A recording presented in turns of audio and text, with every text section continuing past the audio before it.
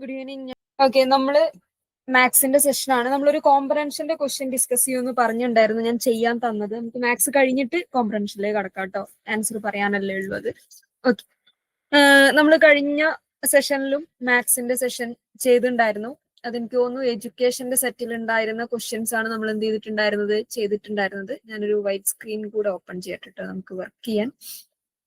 Okay, ഇപ്പൊ നമ്മൾ ചെയ്യാൻ പോണത് മറ്റൊരു ഹ്യൂമാനിറ്റി സബ്ജക്റ്റിലെ പേപ്പറാണ്, ക്വസ്റ്റ്യൻസ് ആണ്.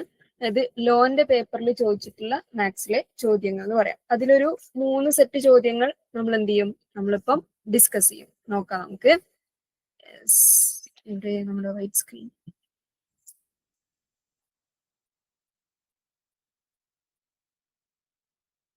ഓക്കെ, ഇപ്പൊ ചോദ്യം ഞാൻ ചെയ്യണ സമയത്ത് സ്വാഭാവികമായും ഞാനിവിടെ കമ്പയർ ചെയ്ത് പേപ്പറിൽ എഴുതി വെച്ചിട്ടുണ്ട്. അപ്പം സ്വാഭാവികമായും ഞാൻ ചെയ്യണ സമയത്തുള്ള സ്പീഡി പ്രോസസ് പലപ്പോഴും അതിന്റെ ഒരു ഹെൽപ്പ് കൊണ്ടായിരിക്കും. ഇപ്പൊ എക്സാം ഹാളിൽ ചിലപ്പോൾ നമ്മൾ ഞാൻ എടുക്കുന്ന അല്ലെങ്കിൽ നമ്മളിപ്പോ ചെയ്യാൻ എടുക്കുന്നതിനേക്കാൾ ഒരു 5 മിനിറ്റ് എക്സ്ട്രാ എടുക്കുമായിരിക്കാം ഒരു എക്സാം ഹാളിൽ നമ്മൾ ഫ്രഷ് ക്വസ്റ്റ്യൻ കിട്ടി ഫ്രഷ് ആയിട്ട് ചെയ്യുന്ന സമയത്ത്.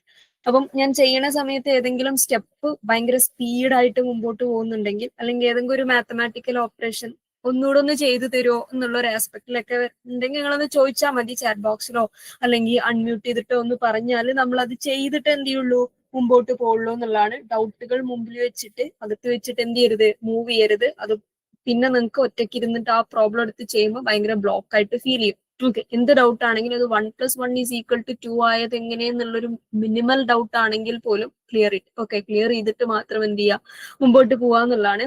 ഞാൻ ചെയ്യണ സമയത്ത് കയ്യിലൊരു പേപ്പറിൽ എഴുതാനുള്ള ആയുധമായിട്ടിരിക്കുക. ഞാൻ പറയുമ്പോൾ ഞാൻ ചെയ്യുമ്പോൾ എന്റെ കൂടെ ചെയ്യാം. 2 കാരണങ്ങൾ കൊണ്ടാണ് ഞാനിങ്ങനെ പറയുമ്പോൾ, ഞാനിങ്ങനെ ലെക്ചർ ചെയ്യുന്ന സമയത്ത് ബോർഡിൽ എഴുതി കാണിച്ചു തരുന്ന സമയത്ത് ഒരു സിനിമ കണ്ടിരിക്കണ പോലെ ഇരിക്കുമ്പോൾ നിങ്ങൾക്ക് അത് ഭയങ്കര ഈസി ആയിട്ട് ഫീൽ ചെയ്യും.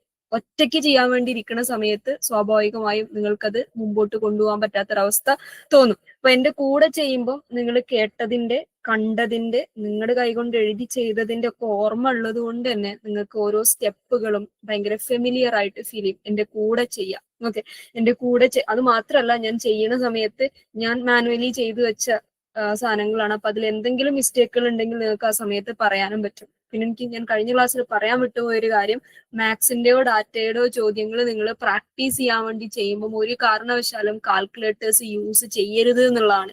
ഓക്കെ, കാൽക്കുലേറ്റേഴ്സ്, കാരണം എക്സാമുകളിൽ നമുക്ക് കാൽക്കുലേറ്റേഴ്സ് യൂസ് ചെയ്യാൻ പറ്റില്ല. അപ്പൊ നമ്മൾ മാനുവലി കൂട്ടാനും കുറയ്ക്കാനും ഗുണിക്കാനും ഹരിക്കാനും, അതൊരു ഡെസിമൽ വരുന്ന ദശാംശം വരുന്ന സംഖ്യകളാണെങ്കിൽ പോലും കൈകൊണ്ട് ഇതൊക്കെ ചെയ്യാനുള്ള സമയമെടുത്തിട്ടാണെങ്കിൽ പോലും കൈകൊണ്ട് ചെയ്യണം നമ്മൾ. ഓക്കെ, അപ്പൊ ഒരിക്കലും പ്രാക്ടീസ് ചെയ്യണ സമയത്ത്, PYQ ചെയ്യണ സമയത്ത് please don't use your calculators. Okay, തുടങ്ങല്ലേ? Can we begin? Okay. We are moving to the first question. ആദ്യത്തെ ചോദ്യം ഭയങ്കര രസകരമായ ഒരു ചോദ്യമാണ്. ചോദ്യത്തിന്റെ വലുപ്പമൊക്കെ കാണുമെങ്കിൽ പോലും അതിന്റെ വലുപ്പത്തിന് മാത്രം ഒന്നും ആളില്ല. ഒരു ഭീകരതയില്ലാത്തൊരു ചോദ്യമാണ്. നമ്മൾ കോവിഡിന്റെ ഒക്കെ ഒരു ടൈമിൽ ആ ഒരു സെറ്റ് ഓഫ് ക്വസ്റ്റ്യൻസിലാണ് മാച്ച് ദ ഫോളോയിങ്ങും സ്റ്റേറ്റ്മെന്റിൽ ട്രൂ ഓർ ഫോൾസ് ഒക്കെ ചോദിക്കാൻ വേണ്ടി തുടങ്ങിയത്. അതിനു മുമ്പ് ഒരു ഡയറക്റ്റ് ചോദ്യങ്ങളായിരുന്നു. അപ്പൊ കോവിഡ് വന്ന സമയത്ത് ഏകദേശം സാധാരണ 85-84 പേപ്പറുകളിലാണ് നെറ്റ് നടക്കുന്നത്.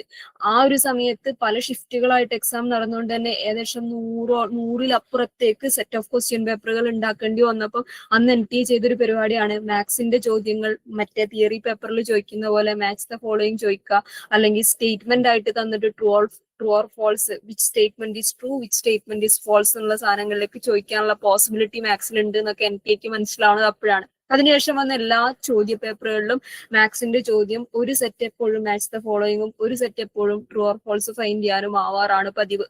ഓക്കെ, അങ്ങനെ ചോദിച്ചിട്ടുള്ള ഒരു ചോദ്യമാണ്. അപ്പൊ ചോദ്യത്തിന്റെ ഘടന, സ്ട്രക്ചർ കണ്ടിട്ടോ അത് അറേഞ്ച് ചെയ്തതിന്റെ വലിപ്പം കണ്ടിട്ടോ ഒന്നും പേടിക്കേണ്ടതില്ല. അത്രയൊന്നും ഭീകരത ആ ചോദ്യത്തിന് ഇല്ല എന്നുള്ളതാണ്. ഭയങ്കര ഈസി ആയിട്ടുള്ള, ചെയ്തു വരുമ്പോൾ തന്നെ നിങ്ങൾക്ക് മനസ്സിലാവും എന്തിനാണ് ഇത്രയും ഈസിയുള്ള ചോദ്യങ്ങൾ ചോദിച്ചതെന്നുള്ളത്. അപ്പൊ നോക്കാം നമുക്ക്. 4 സ്റ്റേറ്റ്മെന്റുകൾ തന്നിട്ടുണ്ട്. അതിന്റെ ഉത്തരം ലിസ്റ്റ് 2 തന്നിട്ടുണ്ട്. ഉത്തരം കണ്ടുപിടിക്കുക, മാച്ച് ചെയ്യുക. ഇത് മാത്രമേ നമ്മൾ ചെയ്യേണ്ട പരിപാടിയുള്ളൂ. ഓക്കെ, അപ്പൊ സ്റ്റേറ്റ്മെന്റുകൾ ഒന്ന് വായിച്ചോക്കെ. ആദ്യത്തെ സ്റ്റേറ്റ്മെന്റ് പറയാണ് duration of 1 minute and 12 seconds is what percentage of half hour. 1 minute 12 second എന്ന് പറയുന്ന സമയം അരമണിക്കൂറിന്റെ എത്ര ശതമാനമാണെന്നാണ് ചോദിക്കുന്നത്. 1 minute 12 സെക്കൻഡ് എന്ന് പറയുന്ന സമയം അരമണിക്കൂർ എന്ന് പറയുന്ന ക്വാണ്ടിറ്റിയുടെ എത്ര ശതമാനമാണെന്നാണ് ചോദിക്കുന്നത്. അതിന്റെ ഉത്തരം ഇപ്പുറത്ത് എവിടെയോ ഉണ്ട്, നമ്മളത് കണ്ടുപിടിക്കണം. ഇപ്പുറത്തെ ലിസ്റ്റിൽ അതിന്റെ ഉത്തരം ഉണ്ട്. അതാണ് ആദ്യത്തെ സ്റ്റേറ്റ്മെന്റിന്റെ മീനിങ്. രണ്ടാമത്തെ സ്റ്റേറ്റ്മെന്റ് പറയാണ് 30% of apples out of 30 are bad, the number of good apples dash എന്നാണ് ചോദ്യം. അതായത് 30 ആപ്പിളിൽ 30% കേടുവന്ന ആപ്പിളാണ്. കയ്യിലുള്ള 30 ആപ്പിളിൽ 30% കേടുവന്ന ആപ്പിളാണ്. ബാക്കിയുള്ള നല്ല ആപ്പിളുകളുടെ എണ്ണം എത്രയാണെന്നാണ് ചോദിക്കുന്നത്. Very easy question. എങ്ങനെയാന്നുള്ളതൊക്കെ പറയൂട്ടോ. സ്റ്റേറ്റ്മെന്റ് ഇതാണെന്നുള്ളത് മീനിങ് മനസ്സിലാക്കാം. ഞാൻ നേരത്തെയും പറഞ്ഞിട്ടുണ്ട്, മാത്സിന്റെ ആദ്യത്തെ സ്റ്റേജ് എന്ന് പറഞ്ഞാൽ തന്നെ ചോദ്യത്തിന്റെ മീനിങ് മനസ്സിലാക്കലാണ്. മീനിങ് മനസ്സിലാക്കി മാത്തമാറ്റിക്കലി എഴുതലാണ് രണ്ടാമത്തെ സ്റ്റേജ് എന്ന് പറയുന്നത്. മാത്തമാറ്റിക്കലി എഴുതുമ്പോഴേക്ക് തന്നെ നമുക്ക് ഉത്തരത്തിലേക്ക് എത്താനുള്ള വഴി പകുതിയോളം ക്ലാരിഫൈ ചെയ്യപ്പെട്ടിട്ടുണ്ടാവും എന്നുള്ളതാണ് വേറൊരു യാഥാർത്ഥ്യം. ഇനി മൂന്നാമത്തെ സ്റ്റേറ്റ്മെന്റ് പറയാണ് the population of A country increases from 25 million to 30 million. The percentage increase is dash. ഒരു രാജ്യത്തെ ജനസംഖ്യ 25 മില്യണിൽ നിന്ന് 30 മില്യണായി വർദ്ധിച്ചു. അങ്ങനെയാണെങ്കിൽ ആ വർധനയുടെ ശതമാനം എത്രയാണ്, ശതമാന വർധന എത്രയാണെന്നാണ് ഇപ്പുറത്തതിന്റെ ഉത്തരമുണ്ട്. We have to find it. ഇനി ചോദിക്കുകയാണ് അടുത്തത് 1.14 expressed as percentage of 6 is dash. 1.14 6ന്റെ എത്ര ശതമാനമാണ് എന്നാണ് ചോദ്യം. 6.0ന്റെ എത്ര ശതമാനമാണ് 1.14 എന്നാണ് സ്റ്റേറ്റ്മെന്റിന്റെ മീനിങ്.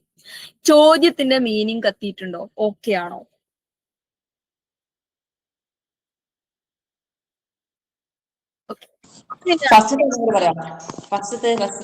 ചോദ്യം 1 minute 12 സെക്കൻഡ് എന്നുള്ളത് അരമണിക്കൂറിന്റെ എത്ര ശതമാനമാണ്? What percentage of half hour? Clear? Okay. ഇപ്പൊ നമുക്ക് ആദ്യത്തത് ഓരോന്നായിട്ട് ചെയ്യാം. നമുക്ക് ആദ്യത്തെ തന്നെ ചെയ്യാം. ആദ്യത്തത് 1 minute 12 സെക്കൻഡ് എന്ന് പറയുന്നത് അരമണിക്കൂറിന്റെ എത്ര ശതമാനമാണ് എന്നാണ് ചോദ്യം. 1 minute എന്ന് പറഞ്ഞ എത്ര സെക്കൻഡാ? 1 minute എന്ന് പറഞ്ഞ എത്ര സെക്കൻഡാ? 60 സെക്കൻഡ്. 1 minute എന്ന് പറഞ്ഞ ഈ ഒരു പാൻ എടുക്കട്ടെ. 1 minute എന്ന് പറഞ്ഞു കഴിഞ്ഞാൽ 60 സെക്കൻഡ് ആണ്. 12 അപ്പൊ 1 minute പ്ലസ് 12 സെക്കൻഡ് എന്ന് വെച്ചാൽ 70 സെക്കൻഡ് അരമണിക്കൂറിന്റെ എത്ര ശതമാനമാണെന്ന് കണ്ടാൽ മതി. അരമണിക്കൂർ എന്ന് പറഞ്ഞാൽ എത്ര മിനിറ്റാ?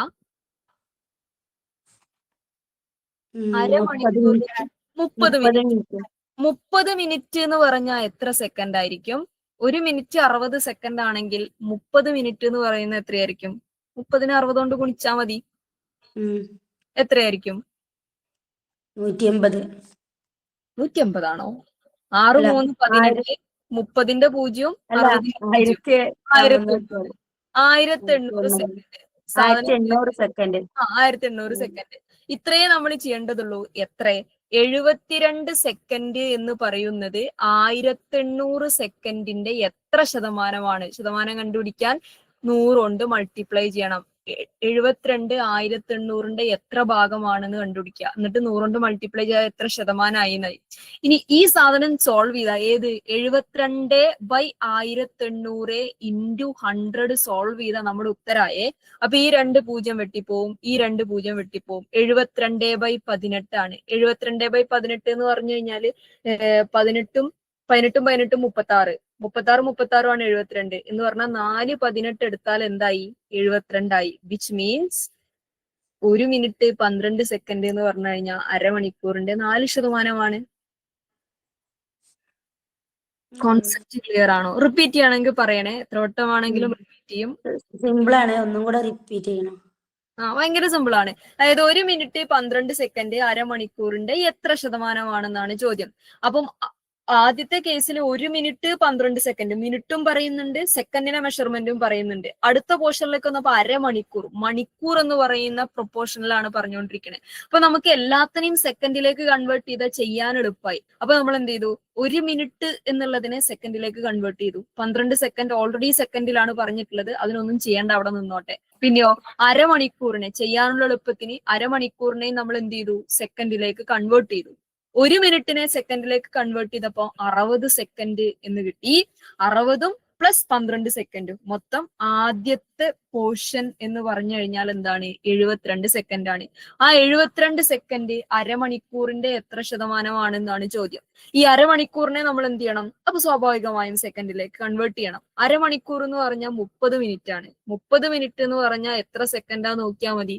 1 മിനിറ്റ് എന്ന് പറഞ്ഞാൽ 60 സെക്കൻഡ് ആണെങ്കിൽ 30 മിനിറ്റ് എന്ന് പറഞ്ഞാൽ 30 × 60 ആണ്, 1800 സെക്കൻഡ്. അപ്പൊ എത്ര ഉള്ളൂ, 72 സെക്കൻഡ് 1800 സെക്കൻഡിന്റെ എത്ര ശതമാനമാണെന്ന് കണ്ടുപിടിക്കാൻ 72നെ 1800 കൊണ്ട് ഹരിച്ച് 100 കൊണ്ട് മൾട്ടിപ്ലൈ ചെയ്യാണ് ചെയ്യുക. അങ്ങനെ എഴുതിയപ്പോ നമ്മൾ 100ന്റെ 2 പൂജ്യവും വെട്ടി, 1800ന്റെ 2 പൂജ്യവും വെട്ടി. പിന്നെന്താ ബാക്കിയുള്ളത്, 72 ഹരിക്കണം 18 ആണ് ബാക്കിയുള്ളത്. മനക്കണക്ക് തന്നെ ചെയ്യാം. 18ഉം 18ഉം 36, ഒരു 36ഉം കൂടി കൂട്ടി അത് 72 ആവും. എന്ന് പറഞ്ഞാൽ മൊത്തം 4 18 ചേർന്നാൽ 72 ആയി. വിച്ച് മീൻസ് 72 സെക്കൻഡ് എന്ന് പറഞ്ഞു കഴിഞ്ഞാൽ 1800ന്റെ 4% പറ്റിയോ? ഓക്കെ. അപ്പൊ നമുക്ക് എ എന്ന് പറയുന്ന സ്റ്റേറ്റ്മെന്റിനെ ലിസ്റ്റ് 2ലെ എത്രാമത്തതുമായിട്ട് മാച്ച് ചെയ്യാം? 2. എനെ 2വുമായിട്ട് മാച്ച് ചെയ്യാം. എനെ 2വുമായിട്ട് മാച്ച് ചെയ്യാത്ത എല്ലാ ഓപ്ഷനെയും നമുക്ക് ഇവിടെ കട്ട് ചെയ്ത് ഒഴിവാക്കി കളയാം. ഇനി ഇതിൽ ഏതാണ് ഉത്തരം എന്നുള്ളത് മാത്രം നമ്മൾ കണ്ടുപിടിച്ചാൽ മതി. 1 ആണോ 2 ആണോ എന്നുള്ളത്. ഓക്കെ, ആദ്യത്തെ സ്റ്റേറ്റ്മെന്റ് ക്ലിയർ അല്ലേ? Can we move to the second statement? Okay, ഇനി നമ്മൾ രണ്ടാമത്തെ സ്റ്റേറ്റ്മെന്റിലേക്ക് കയറാണേ. അത് ഇതിനേക്കാൾ ഫോർത്ത് ക്വസ്റ്റ്യൻ ചെയ്താൽ മതിയല്ലേ ശരിക്കും? ഇനി ഉത്തരം കാണാൻ ഫോർത്ത് ക്വസ്റ്റ്യൻ ചെയ്താൽ മതിയല്ലേ? ഉത്തരം കാണാൻ ഫോർത്ത് ക്വസ്റ്റ്യൻ ചെയ്താൽ മതിയോ? B3, രണ്ടിലും B3 ആണ്. സിയും ചെയ്യണ്ടേ? 1 ആണോ 4 ആണോ എന്നുള്ളത്. സിയോ ഡിയോ ഏതെങ്കിലും ഒന്ന് ചെയ്താൽ മതി. പക്ഷെ നമ്മൾ അങ്ങനെ കയ്യാങ്കളി കളിക്കണ, നമുക്ക് എല്ലാം ചെയ്യാം. ഓക്കെ, അല്ല 1 നമ്മള് ചെയ്തില്ലേ? അല്ലല്ലോ, ഇല്ലല്ലോ, നമ്മൾ ചെയ്തില്ലല്ലോ. ശരി. ഞാൻ ഏതാന്നുള്ളത്. ഇനി നമുക്ക് രണ്ടാമത്തെ സ്റ്റേറ്റ്മെന്റ് ഒന്ന് നോക്കാം. രണ്ടാമത്തെ സ്റ്റേറ്റ്മെന്റ് പറയാണ് 30% of apples out of 30 are bad. 30ൽ 30%, 30 ആപ്പിളിന്റെ 30%വും ചീത്ത ആപ്പിളാണ്. അങ്ങനെയാണെങ്കിൽ നല്ല ആപ്പിളിന്റെ എണ്ണം എത്രയാണ് എന്നാണ് ചോദ്യം. ഓക്കെ, 30 ആപ്പിളിന്റെ 30%വും ചീത്ത ആപ്പിളാണ്. അങ്ങനെയാണെങ്കിൽ നല്ല ആപ്പിളിന്റെ എണ്ണം എത്ര? ഭയങ്കര ഈസി ക്വസ്റ്റ്യൻ ആണ് കേട്ടോ ഇത്. ഭയങ്കര ഈസി ക്വസ്റ്റ്യൻ എന്ന് പറയുമ്പോൾ നിങ്ങൾക്ക് 2 രീതിയിൽ ചെയ്യാം. അതായത് 30 ആപ്പിളിന്റെ 30% ചീത്തയാണെങ്കിൽ ബാക്കി 70% നല്ലതായിരിക്കൂലേ? പറഞ്ഞ ഓക്കെ ആയോ? 30 ആപ്പിളിന്റെ 30% ചീത്തയാണെങ്കിൽ 70% നല്ലതായിരിക്കൂലേ? ആ കോൺസെപ്റ്റ്, ഞാൻ ഈ പറഞ്ഞ കോൺസെപ്റ്റ് ക്ലിയർ അല്ലേ? ഓക്കെ, എന്ന് പറഞ്ഞാൽ 30ന്റെ 70% കണ്ടാൽ എന്തായി? നമ്മുടെ ഉത്തരായി എന്നുള്ളതാണ്. 30ന്റെ 70% കാണുക, അപ്പൊ നമ്മൾ ഉത്തരായി. കാരണം 70% നല്ല ആപ്പിൾ എന്ന് പറയുന്നത്. അപ്പൊ 0 വെട്ടുന്നു, 0 വെട്ടുന്നു, 0 വെട്ടുന്നു, 0 വെട്ടുന്നു, 3 7 21. ഇതാണ് ഒരു രീതിയെ. ഇനി രണ്ടാമത്തെ രീതി എന്ന് പറഞ്ഞാൽ നമ്മൾ മറ്റേ 30% കണ്ടിട്ട് മറ്റേൻ്റെ അകത്ത് കുറയ്ക്കുക എന്ന് പറയും. അതായത് വേറെ കളർ എടുക്കാം. രണ്ടാമത്തെ രീതിയാണ് ഈ രീതിയാണ് എനിക്ക് കുറച്ചുകൂടി ഈസി ആയിട്ട്. ഇതിപ്പോ നമ്മൾ ചെയ്ത 70% കാണുന്ന രീതി ഉണ്ടല്ലോ, ഇതാണ് കുറച്ചുകൂടി ഈസി ആയിട്ട് എനിക്ക് ഫീൽ ചെയ്തത്. ഞാൻ മറ്റേ മെത്തേഡും കൂടി ഒന്ന് പറഞ്ഞുതരാം. അതായത് 30 ആപ്പിളിന്റെ 30% കേട് വന്നത്. അപ്പൊ 30ന്റെ 30% എന്ന് പറഞ്ഞാൽ 0 വെട്ടി 0 വെട്ടി 0 വെട്ടി 0 വെട്ടി 3 9 എന്ന് പറഞ്ഞാൽ 9 ആപ്പിള് കേട് വന്ന ആപ്പിളാണ്. ടോട്ടല് 30 ആപ്പിൾ ഉണ്ട്. അതിന്റെ അകത്തുനിന്ന് 9 ആപ്പിള് കേട് വന്നത് കുറച്ചാൽ 21 ആപ്പിള് നല്ല ആപ്പിളായിരിക്കും. ഇങ്ങനെയും ചെയ്യാം. 2 മെത്തേഡ് ഉണ്ട്. ഏതാണോ ഏറ്റവും എളുപ്പമെന്ന് ഫീൽ ചെയ്യുന്നത് അത് യൂസ് ചെയ്യാം. ഓക്കെ, ക്ലിയർ ആണോ? കൺഫ്യൂഷൻ ആയോ? ഓ, എവിടുന്നപ്പോ കിട്ടിയേ? ബ്രേക്കായി. ആദ്യത്തെ നിങ്ങൾ ചോദിച്ചതിന്റെ ആദ്യത്തെ പോർഷൻ ബ്രേക്കായി. ആ 9 എവിടുന്നപ്പൊ കിട്ടിയെന്ന് വെക്കാ? 9 30ന്റെ 30%. 30% ആപ്പിള് ചീത്തയാണെന്ന് പറഞ്ഞിട്ടുണ്ട്. 30ന്റെ 30%. അത് 30ന്റെ 30%. 30ന്റെ 30% എന്ന് പറഞ്ഞ എന്താ ഈ ചോദ്യത്തില്? 30% എന്ന് പറഞ്ഞ ഈ ചോദ്യത്തിൽ എന്താ? എന്തിനാ പറയുന്നത്? എന്തിനെയാണ് 30% ഈ ചോദ്യത്തിൽ പറയുന്നത്? നല്ല ആപ്പിൾ, ആപ്പിള് ബാഡ് ആപ്പിൾ ആണ് 30%. ചീത്ത ആപ്പിളാണ് 30%. അപ്പൊ 30 ആപ്പിളിന്റെ 30% ചീത്ത ആപ്പിൾ എന്ന് പറഞ്ഞാൽ 30ന്റെ 30% കാണാം. 30 × 30 / 100 എന്ന് പറഞ്ഞാൽ ഹരിക്കുന്നു. ഈ 0 വെട്ടുന്നു, ഈ 0 വെട്ടുന്നു, ഈ 0 വെട്ടുന്നു, ഈ 0 വെട്ടുന്നു. 3 3 9. 30ന്റെ 30% എന്ന് പറഞ്ഞാൽ 9 ആണ്. Okay okay. ഇതിലേത് മെത്തേഡാണോ നിങ്ങൾക്ക് എളുപ്പം അങ്ങനെ അങ്ങ് ചെയ്യാം. എനിക്ക് ആദ്യത്താണ്, കാരണം കാൽക്കുലേഷൻസ് വളരെ കുറവാണല്ലോ. ഒറ്റ കാൽക്കുലേഷനിൽ പരിപാടി തീരും ആദ്യത്തെ സ്റ്റെപ്പില്. കാരണം 30% ചീത്തയാണെങ്കിൽ 100 എന്ന് പറയുന്ന പൂർണ്ണതയിലേക്ക് എത്താൻ പിന്നെ ഉള്ളത് 70 ആണ്. 70% കണ്ട 70% നല്ലതാണെന്ന് അർത്ഥം. ഏതാണോ ഈസി അത് ചെയ്യാം കേട്ടോ. അടുത്ത ക്വസ്റ്റ്യനിലേക്ക് മൂവ് ചെയ്യാൻ പറ്റുമോ? മാം ഒരു ഡൗട്ട് ചോദിക്കട്ടെ. ഈ മാത്സ് ചെയ്യാൻ പറ്റാണ്ടല്ല, പക്ഷെ നമുക്ക് ഇതിങ്ങനെ വായിച്ചു വരുന്ന സമയത്ത് ഇതിപ്പോ എന്താ ഒരു ഉദ്ദേശം നമുക്ക് കറക്റ്റ് അങ്ങോട്ട് കിട്ടൂല. അതിനെ കൊണ്ടാ പല ആൻസറും കിട്ടാതെ. അതിന് നമുക്ക് എന്തെങ്കിലുമൊക്കെ ഒരു ഇതുണ്ടോ? ഐ മീൻ ഇപ്പൊ നമ്മള് ക്യാച്ച് ചെയ്യേണ്ട ഏതെങ്കിലും അങ്ങനെ എന്തെങ്കിലുമൊക്കെ മെത്തേഡ് ഉണ്ടോ അതിന്? അതിനൊരൊറ്റ വഴിയുള്ളൂ, പ്രാക്ടീസ് ചെയ്ത് കുറേ ചോദ്യങ്ങളെ പരിചയപ്പെടുക എന്നുള്ളത്. ഞാൻ ബേസിക്കലി എനിക്ക് മാത്സ് ഇഷ്ടമല്ലാത്തൊരു സാധനമായിരുന്നു. ഇഷ്ടമല്ലാത്ത നമ്മൾ എത്ര ചെയ്താലും ഉത്തരം കിട്ടാത്ത, നമുക്ക് എപ്പോഴും മാർക്ക് കുറയുന്ന, നമുക്ക് ഒരിക്കലും അതിന്റെ ഒരു റെസൊല്യൂഷനിലേക്ക് നമ്മൾ എത്താത്തൊരു സബ്ജക്റ്റ് ആയിരുന്നു മാത്സ്. ഇപ്പൊ നെറ്റിന് പഠിക്കാൻ തുടങ്ങിയ സമയത്തും എനിക്കിത് ഭയങ്കര പ്രശ്നമായിരുന്നു. മാത്സ് മാത്രം കൂടെ പോരുന്നില്ല സംഭവം. അങ്ങനെ നമ്മൾ എന്താ വെച്ചാല്, എന്റെ കൂടെ നമ്മൾ തുടക്കത്തിൽ പഠിച്ചുകൊണ്ടിരുന്ന സമയത്ത് എന്റെ കൂടെ കമ്പൈൻ സ്റ്റഡിക്ക് ഉണ്ടായിരുന്ന കുറച്ച് പേരുണ്ടായിരുന്നു. അതിലൊരാൾക്ക് മാത്സ് നല്ല രസമായിട്ട് പറഞ്ഞു തരാൻ അറിയായിരുന്നു. ഓക്കെ, അയാൾ മാത്സിൽ പുലിയാണെന്നുള്ളതല്ല, പക്ഷെ അയാൾക്ക് അറിയുന്ന മാത്സിനെ ഭയങ്കര രസമായിട്ട് നമുക്കറിയുന്ന സാധനത്തിലേക്ക് വലിയ തിയറികളും സാധനങ്ങളും ഒന്നും പറയാതെ പറഞ്ഞു തരാൻ അറിയായിരുന്നു. അങ്ങനെ അയാളെ കൂടെ ഇരുന്ന് കമ്പൈൻ സ്റ്റഡി നടത്തിയിട്ട് കുറേ ചോദ്യങ്ങൾ ചെയ്ത് ഒരു ക്വസ്റ്റ്യൻ കിട്ടുമ്പോൾ അതിന്റെ മീനിങ് ഇങ്ങനെയാണ് മനസ്സിലാക്കേണ്ടത്, ആ മീനിങ്ങിനെ ഇങ്ങനെയാണ് മാത്തമാറ്റിക്കലി എഴുതേണ്ടത് എന്ന് പഠിച്ചിട്ട് ക്ലിയർ ആയ ഒരു സാധനമാണ് എനിക്ക് മാത്സ്. അപ്പൊ ഒറ്റ വഴിയുള്ളൂ, പ്രാക്ടീസ് ചെയ്യുക. ഒരുപാട് ചോദ്യങ്ങൾ പ്രാക്ടീസ് ചെയ്യുക. അത് ആദ്യത്തെ ചോദ്യത്തിലോ രണ്ടാമത്തെ സെറ്റ് ഓഫ് ക്വസ്റ്റ്യൻസിലോ ഒന്നും നമുക്ക് ഒരിക്കലും അതിന്റെ ഉത്തരത്തിലേക്ക് എത്താൻ പറ്റിക്കൊള്ളുന്ന ഒരു നിർബന്ധമില്ല. കുറേ ചോദ്യങ്ങൾ, ഇപ്പൊ ഈ ആകെ കുറച്ച് ദിവസങ്ങളേ ഉള്ളൂ, എല്ലാ ദിവസവും മാത്സിന്റെ ഓരോ ചോദ്യങ്ങൾ എടുത്ത് ചെയ്യാം. മിനിമം ഓരോ ചോദ്യങ്ങൾ എടുത്ത് ചെയ്യാം. അപ്പൊ ഓരോ ചോദ്യങ്ങൾ ചെയ്യുന്ന സമയത്ത് നിങ്ങളുടെ കയ്യിൽ അതിന്റെ ആൻസർ ഉണ്ട് എന്നുള്ളതും കൂടി ഉറപ്പുവരുത്തുക. കാരണം നിങ്ങൾ ചെയ്യണത് ശരിയാണോ എന്നുള്ളതും കൂടി ആലോചിച്ച് വരണല്ലോ. അപ്പൊ ചോദ്യം വായിക്കുമ്പോൾ ചോദ്യകർത്താവ് ഉദ്ദേശിച്ച മീനിങ് കിട്ടാന്ന് പറഞ്ഞു കഴിഞ്ഞാൽ നമ്മൾ ഇംഗ്ലീഷ് കോംപ്രഹൻഷൻ വായിക്കുന്ന മാതിരിയാണ്. വായിക്കണ മനസ്സിലാവുന്നുണ്ടോ എന്നുള്ളൊരു സാധനം. ഓക്കെ, ഇപ്പൊ 30% of apple out of 30 are bad എന്ന് പറയുമ്പോൾ നമ്മുടെ മനസ്സിൽ ആദ്യം കത്തണം അതിന്റെ മലയാള അർത്ഥം 30 ആപ്പിളിൽ അതിന്റെ 30% ചീത്ത ആപ്പിളാണ് എന്നാണ് ആ സെന്റൻസിന്റെ മീനിങ് എന്ന് കത്തണം. അത്രേ ഉള്ളൂ. ആ സെന്റൻസിന്റെ മീനിങ് കത്തിക്കഴിഞ്ഞാൽ 30ൽ 30% ബാഡ് ആണെന്ന് പറഞ്ഞാൽ 30 × 30/100 ആണ് അതിന്റെ മാത്തമാറ്റിക്കൽ ഫോം എന്ന് എഴുതാൻ നമുക്ക് പറ്റണം. അതിൽ നിന്ന് 9 എന്ന് കണ്ടുപിടിക്കാൻ നമുക്ക് പറ്റണം. ആ 9ന്റെ അകത്തുനിന്ന് ആ 9നെ 30ന്റെ അകത്തുനിന്ന് കുറച്ചിട്ട് 21 നല്ല ആപ്പിൾ എന്ന് ആ കോമൺ സെൻസ് നമുക്ക് വർക്ക് ആവണം. ആ സാധനം വർക്ക് ആവണമെങ്കിൽ നമ്മൾ ഒരുപാട് ചോദ്യങ്ങൾ ചെയ്യണം, പ്രാക്ടീസ് ചെയ്യണം. ഒറ്റ വഴിയേ ഉള്ളൂ, പ്രാക്ടീസ്. അറ്റ്ലീസ്റ്റ് ഒരു ക്വസ്റ്റ്യൻ എങ്കിലും ഡെയിലി പ്രാക്ടീസ് ചെയ്യാന്നുള്ളത്. ഓക്കെ, അതിലപ്പുറത്തേക്ക് എനിക്ക് മാത്സിന്റെ ട്രിക്കുകളെ കുറിച്ച് അറിയില്ല. ട്രിക്കുകൾ വർക്ക് ആവാത്ത ഒരുപാട് ട്രിക്കുകൾ യൂട്യൂബിലൊക്കെ നോക്കിക്കഴിഞ്ഞാൽ ഈ ഒരു ചോദ്യത്തിന് നിങ്ങൾക്ക് കൊടുത്തു കഴിഞ്ഞാൽ തന്നെ ഇഷ്ടംപോലെ സാധനങ്ങൾ നിങ്ങൾക്ക് കാണാം, ഈസി മെത്തേഡ്സ്.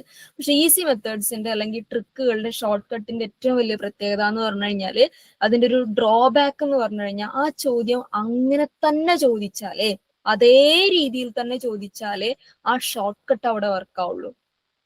അതേ കാര്യത്തെ വേറൊരു രീതിയിൽ തിരിച്ചു ചോദിച്ചാൽ ആ ഷോർട്ട് കട്ട് വർക്ക് ആവില്ല. അപ്പൊ ഷോർട്ട് കട്ട് പഠിച്ചു വെച്ചു പോയാൽ നമുക്ക് ഉത്തരം തെറ്റും. ഷോർട്ട് കട്ട് ആ ചോദ്യം അങ്ങനെ തന്നെ ചോദിക്കണം. എനിക്ക് ഇന്ന് വരെ മാത്സിന്റെ ചോദ്യങ്ങളെ അങ്ങനെ തന്നെ പഴയ പോലെ ചോദിച്ചിട്ടില്ല. ചോദ്യങ്ങളൊക്കെ പുതിയതാണ്. വളരെ അപൂർവമായി മാത്രം 2 കൊല്ലം 3 കൊല്ലം കൂടുമ്പോഴൊക്കെ ഏതെങ്കിലും ഒരെണ്ണം വീണ് കിട്ടിയാലായി. അതിൽ പോലും എന്തെങ്കിലും ചെറിയ മാറ്റങ്ങളൊക്കെ വരുത്താറുണ്ട്. ഷോർട്ട് കട്ടുകൾ പഠിക്കാതിരിക്കുക, അതിന്റെ ഒരു സയന്റിഫിക് പ്രോസസ്സിലൂടെ അതിനെ ചെയ്തു പോവാന്നുള്ളതാണ് ഈസി മെത്തേഡ്. ഓക്കെ, പ്രാക്ടീസ് ചെയ്യാം, ഒരുപാട് പ്രാക്ടീസ് ചെയ്യാം. അടുത്ത ക്വസ്റ്റ്യനിലേക്ക് മൂവ് ചെയ്യട്ടെ.